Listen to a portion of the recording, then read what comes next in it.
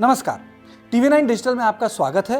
मैं हूं कार्तिकेय शर्मा और सियासत की बात में आज हम चर्चा करेंगे ड्रोन्स की। जी हां, ड्रोन के जरिए भारत के जम्मू हवाई अड्डे पर हमला हुआ, 2 बम गिराए गए और मैं आपको बताऊंगा कि ड्रोन किस तरीके से जंग की सच्चाई को, बैटलफील्ड को बदल रहा है। जो ये ड्रोन आया, आप चकित होंगे कि ये पकड़ा क्यों नहीं गया, क्योंकि ड्रोन 50 मीटर की ऊंचाई से कम उड़ाया जा सकता है, यानी 25 मीटर पे उड़ा सकते हैं, 10 मीटर पे उड़ा सकते हैं, आप उसे 5 मीटर पे उड़ा सकते हैं। रेडार नहीं पकड़ सकता। देश में विदेश में कोई ऐसा रेडार नहीं है जो 50 मीटर के नीचे किसी भी ड्रोन को पकड़ ले। यानी अगर आतंकवादी ड्रोन के जरिए अगर हमला करना शुरू कर दें तो बहुत मुश्किल होगी। लेकिन मैं आपको यह भी बताऊंगा कि यह पहली बार नहीं हो रहा है। दुनिया भर में पिछले 15 साल के अंदर ड्रोन ने जंग कैसी लड़ी जाए उसे बदल दिया।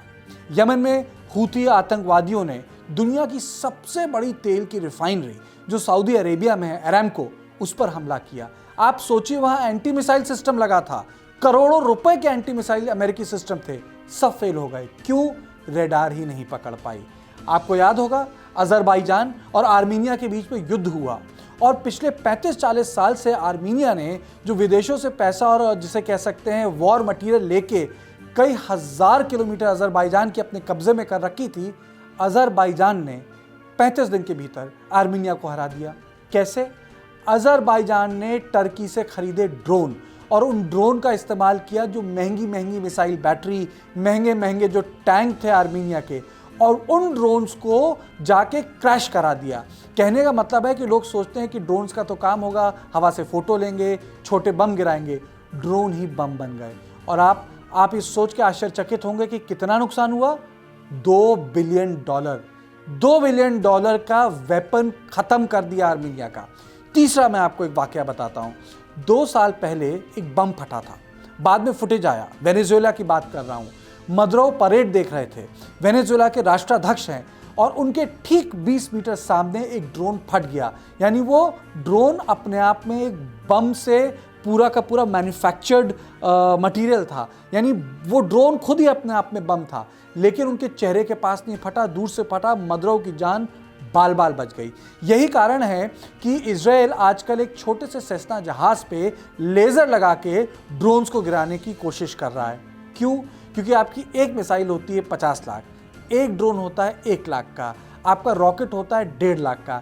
आप सोचिए कि आप 50-60 लाख रुपए की मिसाइल 1 लाख रुपए के ड्रोन को ख़त्म करने के लिए इस्तेमाल करते हैं, और वो भी तब करते हैं जब वो बहुत ऊपर हो, यानी अगर वो नीचे हो तो आप इस्तेमाल कर ही नहीं सकते। तो ये भारत के लिए बड़ी चिंता की बात है। आप सोचिए, जो आतंकवादी संगठन जो हमारे नॉर्थ ईस्ट में या पाकिस्तान से जो चल रहे हैं, अगर वो ड्रोन्स का इस्तेमाल करने लगे, परेड चल रही हो और ड्रोन जिसमें बम रखा हो अपने आप उसे क्रैश करा दिया जाए। आप सोचिए कि कितने सारे इस देश पे फंक्शन होते हैं जहां हमारे राष्ट्रपति, हमारे प्रधानमंत्री, हमारे मिनिस्टर्स, हमारे बड़े इंपॉर्टेंट फंक्शनरीज आते हैं। लोग उनको देखना पसंद करते हैं, क्योंकि लोगों को भी पसंद नहीं है कि भाई हमारे जो VVIP हैं वो लोगों से ना मिले। और देखिए, जो प्रधानमंत्री का भाषण लाल किले से होता है, उसमें अब Narendra Modi bullet proof shield का इस्तेमाल नहीं करते। 1980 में इंदिरा गांधी के असैसिनेशन के बाद से लगातार एक बुलेट प्रूफ दीवार बनाई जाती थी। नरेंद्र मोदी ने 2014 में फैसला लिया था कि वो उस बुलेट प्रूफ दीवार का इस्तेमाल नहीं करेंगे।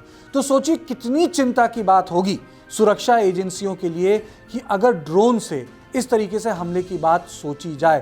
कहने का मतलब है कि ड्रोन पूरी दुनिया में जंग लड़ने का तरीका बदल रहा है। अमेरिका ने अफगानिस्तान में किया, उनके ड्रोन्स हैं जो दिनों दिन हवा में 50,000 फीट की हाइट पर घूमते रहते हैं, तस्वीर लेते हैं, और फिर जब उनको कोई आतंकवादी दिखता है तो उसको गिरा दिया जाता है। और आपको ये जानकर काफ़ी अचंभा होगा कि इसको चलाने वाले कहाँ बैठते हैं। जो अमेरिका में जो ड्रोन्स चलाने वाले हैं, अफगानिस्तान में जो चलते हैं, वो बैठते हैं वॉशिंगटन में, वो बैठते हैं नेवाडा के डेजर्ट में, यानी 8,000 किलोमीटर दूर से ये ड्रोन चलाए जाते हैं।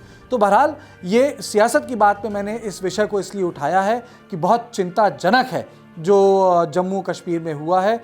सुरक्षा व्यवस्था, हमारी जो इंटेलिजेंस प्रणाली है, इसको लेकर खलबली मच गई है कि अगर इसी तरीके से ड्रोन्स का इस्तेमाल सुरक्षा, इंटेलिजेंस और हमारे राजनेताओं के खिलाफ हुआ तो वो कौन सी टेक्नोलॉजी है जिससे हवा में ही इन ड्रोन्स को गिराया जा सकेगा। ये बहुत महत्वपूर्ण बात है। इसलिए आज मैंने सोचा कि सियासत की बात में इस पर मैं चर्चा करूं, क्योंकि ये केवल एक छोटा सा आतंकवादी हमला नहीं है, ये एक बहुत बुनियादी विषय है जिस पर हमारे बड़े राजनेताओं यानी defence minister, home minister, prime minister, RAW के जो चीफ हैं, IB के जो चीफ हैं, उनको फैसला लेना होगा कि भविष्य में भारत युद्ध कैसे लड़ेगा। तो सियासत की बात में बस इतना ही। देश और दुनिया की बाकी खबरों के लिए आप देखते रहिए TV9 डिजिटल।